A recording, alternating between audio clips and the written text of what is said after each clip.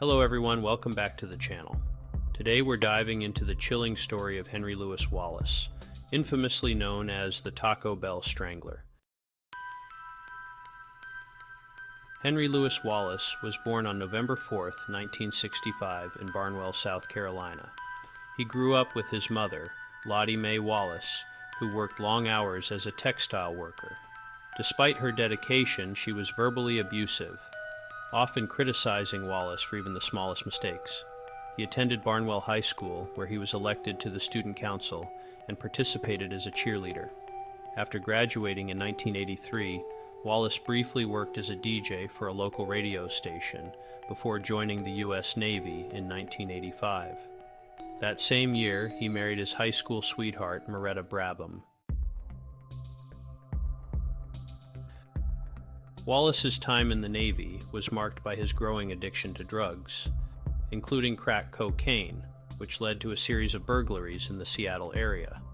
He was arrested in 1988 for breaking into a hardware store and sentenced to 2 years of supervised probation, but he frequently missed mandatory meetings with his probation officer. Wallace's descent into violence began on March 8, 1990, when he murdered 18-year-old Tashanda Bethea, a high school student. Her body was discovered weeks later, but Wallace was never formally charged. His marriage fell apart, and he was fired from his job as a chemical operator. His next victim, Sharon Nance, was a convicted drug dealer and prostitute whom Wallace beat to death in May 1992. Wallace then raped and strangled Caroline Love, a friend and roommate of his girlfriend, in June 1992. Love's body was not found until nearly 2 years later. Wallace's killing spree continued with the murders of Shauna Hawk, Audrey Spain, Valencia M. Jumper, Michelle Stinson, Vanessa Littlemack, Betty Jean Baucom, Brandy June Henderson, and Deborah Ann Slaughter, all of whom were brutally raped, strangled, and in some cases, stabbed. Wallace's arrest on March 13, 1994, led to his confession of the murders. For 12 hours, he detailed the appearances of his victims and the methods he used to kill them. The police chief of Charlotte rejoiced at his arrest, but the black community criticized the police for neglecting the murders of black women, accusing them of not caring about the victims because of their race and socioeconomic status. The Charlotte-Mecklenburg Police Department apologized for not connecting the murders sooner, acknowledging that the deaths were sporadic and varied enough to throw them off Wallace's trail. The FBI initially dismissed the murders as the work of a serial killer, further delaying the investigation.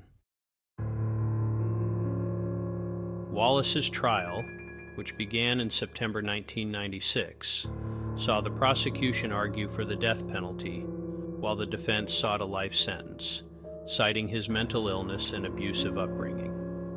Despite the defense's arguments, Wallace was found guilty of 9 murders and sentenced to death on January 29, 1997. He later apologized to the victims' families, admitting that they did not deserve what happened to them. Since his sentencing, Wallace has married a former prison nurse, Rebecca Tarichas, and made several unsuccessful appeals to overturn his convictions, claiming his confessions were coerced. He remains on death row, awaiting execution. The story of Henry Louis Wallace is a grim reminder of the horrors of serial violence and the importance of vigilant, thorough investigations to prevent such tragedies. Thank you for watching. If you found this video informative, please like, share, and subscribe for more true crime stories. Leave your thoughts in the comments below, and we'll see you in the next video. Stay safe.